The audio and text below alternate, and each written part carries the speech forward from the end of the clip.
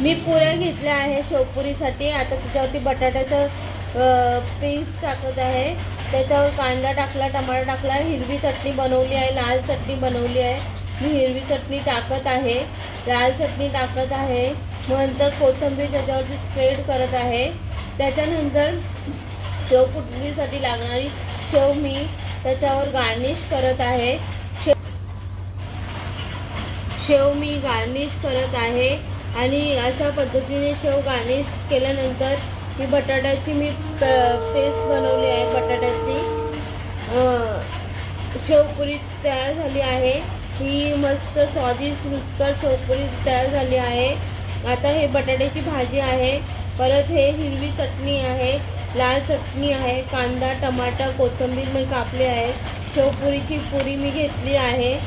ही सर्व सामग्री घ्यायची आहे शेवपुरीसाठी.